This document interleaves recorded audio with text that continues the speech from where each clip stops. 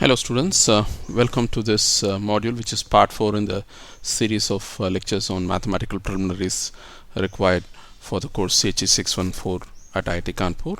The course is on Introduction to Hydrodynamic Stability. Okay.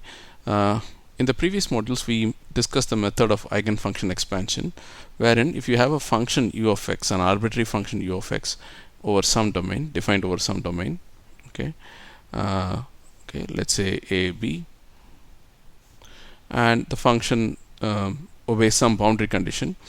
Let's say function u at a is 0 and u at b is 0, can be any arbitrarily varying function. Now this function can be expanded in the form of an Eigenfunction expansion, wherein the function is expanded using set of orthogonal or orthonormal eigenfunctions phi I of x, and these are solved from an eigenvalue problem as discussed in the last lecture. Okay, and these are the coefficients of expansion. Okay, and the famous Fourier series is a simple example of this more general idea of Eigenfunction expansion. Now suppose I have more than function of two variables. Suppose I have a spatial variable x and a time variable t. Okay, now how am I going to expand this in Eigenfunction expansion? Okay, let's imagine having the function at time t equal to t1. Okay, now so what you're going to get is you will expand this as in a very similar manner. Okay, instead, so you have a function, a set of coefficients ui, but this will be a function of time t1, right? And then the same set of eigenfunctions. Now ux at time t2 can again be expanded as a set of coefficients ui, but these coefficients will not be the same as the coefficients at time t1, because the function has changed, because the function is a function of two variables, so it's a different function, so you will have another set of coefficients ui of t2. In general, therefore, ui of x comma t can be thought of as summation over I, ui, which is a function of time, the coefficients themselves becomes function of time, times phi I of x. These are the eigenfunctions. The eigenfunctions are obviously independent of time, so you have only the coefficients. Now they are functions of time t. They become functions of time t. Okay, and how are you going to find the coefficients? uk of t is obtained by taking the inner product of the function with one of the eigenfunctions, phi k. I'm sorry, this should be phi k. So once I do that, this is nothing but integral a to b phi k bar of x, right, u of xt, then s of x, the weighting function if there is one, times dx. If you are integrating everything with respect to x, the only thing that is left is unintegrated is with respect to time t. Okay, so that's what you will get. Okay, so suppose I want to use this idea to solve a linear partial differential equation. Okay, so I say this is partial u partial t is equal to partial squared u, sorry, minus partial squared u partial x squared is equal to g of xt. This is known function. Okay, this is given, and it is subject to some initial condition that u of x at time t equal to 0 is some u0 of x, and let's assume that the boundary conditions are that u of a is 0, u of b is 0. Okay, now how am I going to solve this PD using the method of Eigenfunction expansions? Now first solve the eigenvalue problem.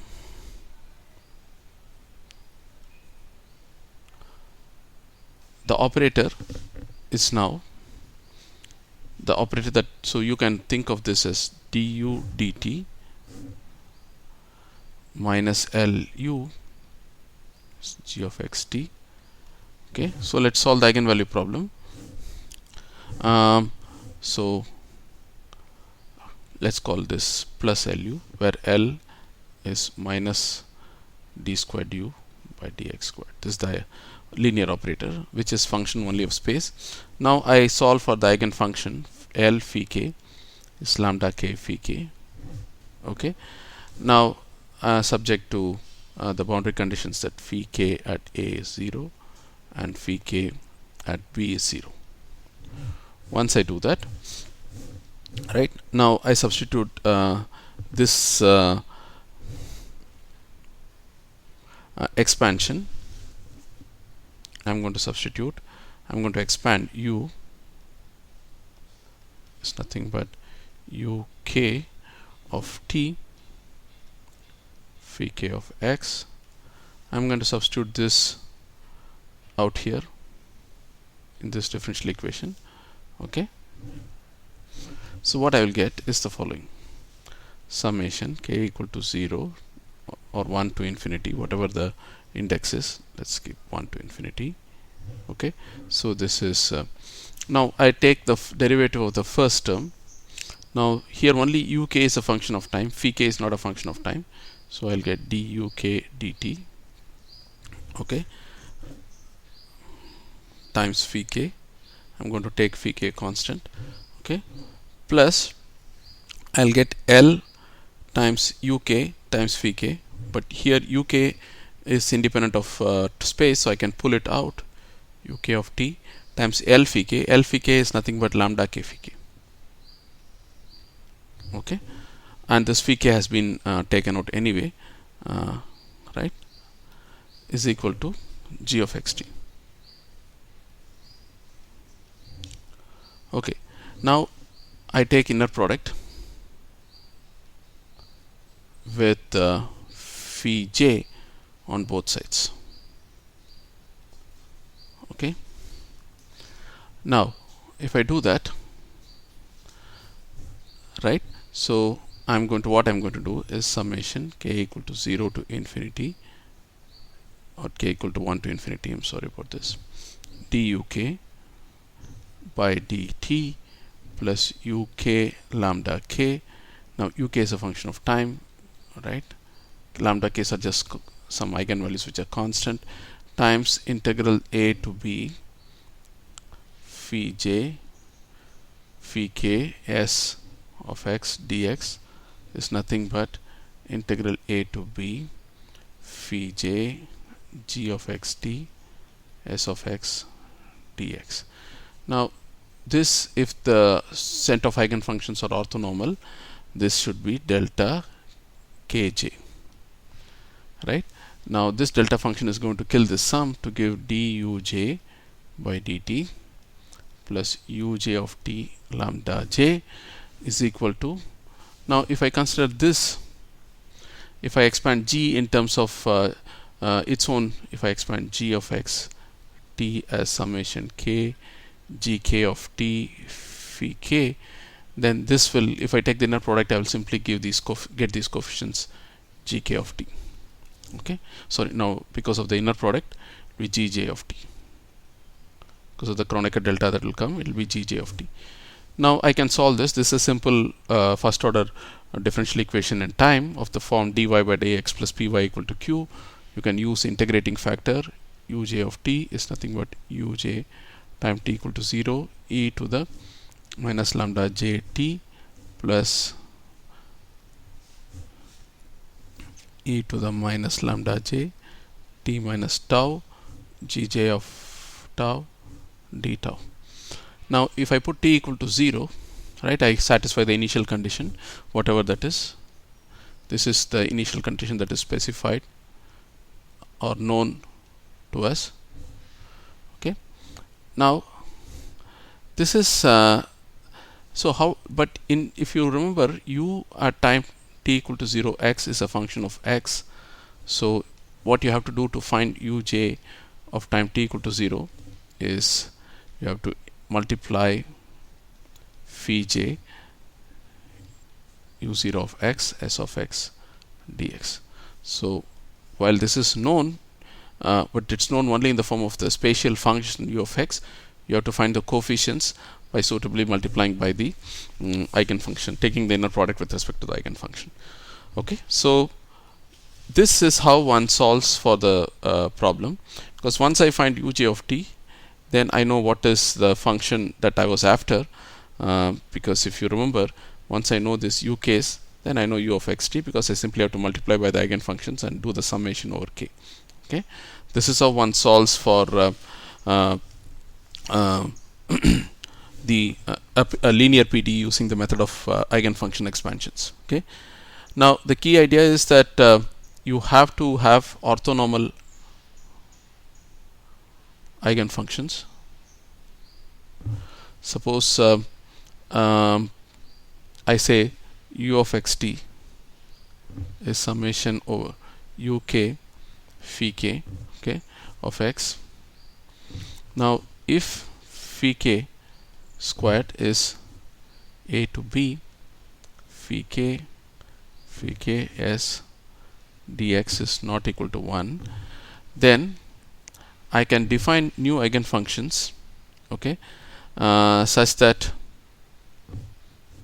phi cap of k is the existing phi k divided by just mod phi k. Okay, just take the square root of this and divide, and if you take the inner product of phi k cap with phi k cap, that will give you 1. These are said to be normalized eigenfunctions, because if you take the inner product of the eigenfunction with itself, you will get unity. Okay, now let's try to understand a more realistic problem. We'll use the method of eigenfunction expansion to solve the wave equation, waves on a finite string. Imagine you have a string. Okay, imagine you have a string, okay, between let's say some domain 0 and L, a straight taut string. Now if I give some initial condition, if I plug the string, some at time t equal to 0, and the displacement, the vertical displacement is denoted by u of x and time, then how the vertical displacement of the string from this rest state varies as a function of x and t is determined by what is called the wave equation, which is merely an application of Newton's second law of motion to a small piece on the string, and you do a force balance. You have a string that is under tension, and then imagine you have a guitar string or a sitar string, and you're trying to pluck the string, and you will see that the string is going to vibrate, and because of the fact that the string is taut, you have a tension. So the wave equation for the displacement u is given by the second derivative of u with time is minus c squared times the second derivative of u with space is equal to 0. Okay, now this c is given by square root of t by rho. Rho is the linear density. This is mass per unit length of the string, and t is the tension. Okay, so, and let's say that the string has to satisfy the boundary condition that it is fixed to 0 always at both the ends. U of x equal to L, t is 0. This is for simplicity. Okay, and you have, these are the boundary conditions, and you have the initial condition that at time t equal to 0, you specify a functional form for the initial disturbance of the displacement. You are plucking the string at time t equal to 0. What is the shape of that pluck? That is f of x, and with f of 0 is 0, f of L is 0. Okay, now you can either do the eigenfunction expansion in the formal way, or you can guess that the BCs suggest that the eigenfunctions are merely signs, because the sign function will satisfy 0 boundary condition at 0 and L. So I can expand right away from experience that u of xt is summation n is equal to 1 to infinity bn of t sine n pi x by L. Okay, so this is, you can either solve the eigenvalue problem and you will indeed find the eigenfunctions to be sines, or we can use past experience. Okay, you substitute this back in the PDE, right? And suppose this is u, I can find d squared u by dx squared is nothing but n bn minus n pi c by L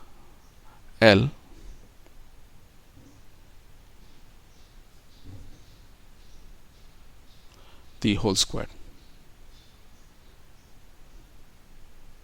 Okay, c squared d squared u by dx squared, which is what we need, okay, will come out like this if you take the second derivative and multiply it by c squared. Now, so if I substitute this in the differential equation, what is the differential equation? D squared u by dx squared, sorry, dt squared minus c squared d squared u by dx squared is 0. If I substitute this, I'll get summation over n. The time derivative is only for the, this is function of time, right? So dt squared. The second term, there is already a minus sign, there is another minus sign, so it will be n pi c by L whole squared bn multiplied by sine is 0. Okay, now because sines are orthogonal eigenfunctions, you can take inner product with sine m pi x by L and then set it to 0. Okay, so you will get basically that d squared bn by dt squared plus n pi c upon L the whole squared, bn is 0. So bn of t is an cos n pi ct upon L plus cn sin n pi ct upon L. Now you have to find the constants an and cn. Okay, and these are constants that must be found from the initial condition. We have to supply two initial conditions because it is a second order differential equation. So I'm going to assume that the initial velocity is 0 just for the sake of simplicity. Okay, you could assume any arbitrary velocity also of the string. Okay, but if I assume at time t equal to 0, we assume that the function is 0. So if time t equal to 0, what I will get is f of x is the function is some shape at time t equal to 0, n is equal to 1 to infinity a n. Okay,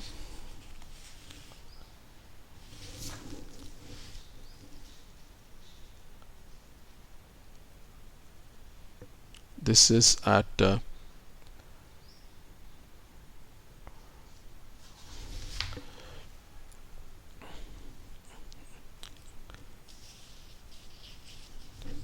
if I put time t equal to 0, I'll get an cos n pi ct upon L. Sorry about this.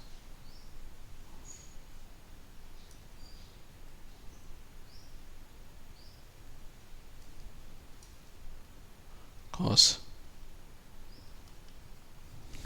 Okay, because at time t equal to 0, if I put t equal to 0, the sign will be 0. You will get this, and I also have at t equal to 0, the derivative of this function is 0. So 0 is nothing but if I take the derivative of this function and evaluate it at time t equal to 0, I'll get 0 is equal to this will become cos will become sine, the derivative, and this sine will become cn n pi c by L cos n pi ct upon L at time t equal to 0. This is 1. This means that cn's are 0. Okay, right? So now we can find what are the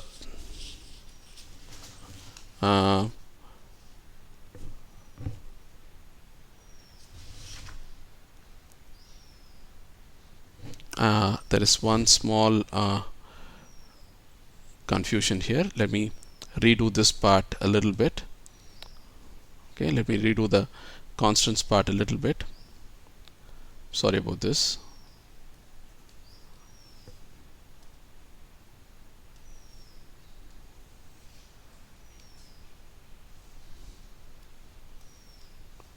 Okay, let me redo this carefully. Okay, now this is Bn of t. Okay, now I have to find the actual solution, which is okay u of xt is nothing but summation n is equal to 1 to infinity Bn of t sine n pi x by L. Okay, so I can only use this expression to satisfy the initial condition. I'm sorry about the confusion. So let's first take time t equal to 0. U of x at time t equal to 0 is f of x. It's nothing but summation n is equal to 1 to infinity. If I put time t equal to 0, I'll get only an, and this will be 0. So Bn will become an sine n pi x by L. Now, and the second initial condition is du dt at time t equal to 0 is 0. If I take du dt, I'll get db dt, and then I will get here I will get a sine, here I will get a cos.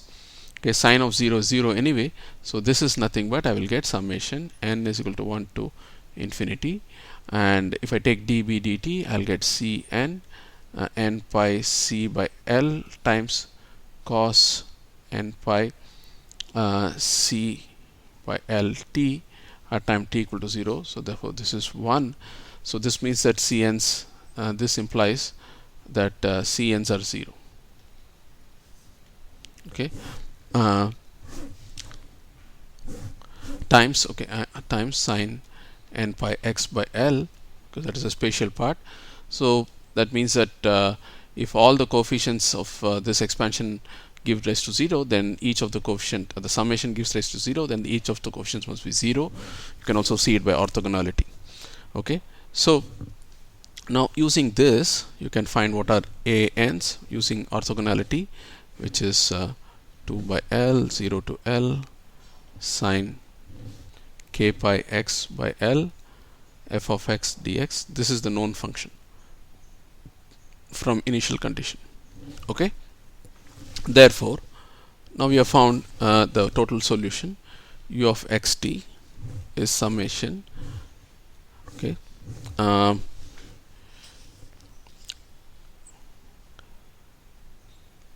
let me first write it, and then u of xt is nothing but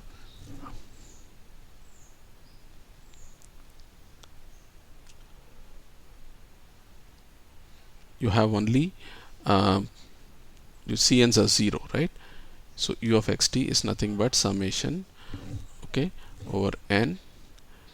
Okay, instead of bn, I'm going to write an cos n pi ct by L, and but an's are known here, cos n pi ct by L, and then sine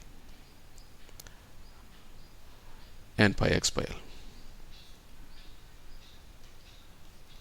Okay, this is the solution. We can also write this as using trigonometric identities. You can say summation over n a sine n pi times ct plus x upon L minus sine n pi ct minus x upon L. Okay, so this is u of xt. So u of xt is summation over n. Okay, you can even write it like this, or you can write it like this, but the advantage of writing like this is that you can write this as, this is nothing but, if you look at this, this is the expansion of the initial condition f of x, right? So I can write this as summation half. Okay, so there must be a half here, I'm sorry, the trigonometric identity. So there is So if f of x is an sine n pi x by L, here I have an sine n pi ct plus x upon L summation. So the half comes as such. So this is nothing but f of ct plus x, and this is f of ct minus x. Okay, because if f of x is this, then I'm simply changing the argument to instead of x I have ct plus x by x, right? This is f of x sine n pi x by L. F of ct plus x sine ct plus x by L. This is ct minus x by L. So in some sense, this gives the solution for any initial condition f of x, whatever the shape is. This is going to be the solution to the wave equation for initial zero velocity. Okay, for zero initial velocity. Okay, so this is in some sense a wave traveling in the minus x direction. This is a wave traveling in the positive x direction. Okay, so, and this is the entire solution, which is a linear combination of the two traveling waves. Okay, so this is how one solves a linear PDE like the wave equation using the method of Eigenfunction expansions. So many of you might have seen this in the context of separation of variables, but the whole idea of separation of variables itself eventually boils down to the principle of Eigenfunction expansions. So I'll stop here. In the next module, I'll start introducing you to solving the same wave equation in an infinite in a domain of infinite extent, wherein we will generalize the idea of Eigenfunction expansion or Fourier series to Fourier transforms. Okay, thank you until then.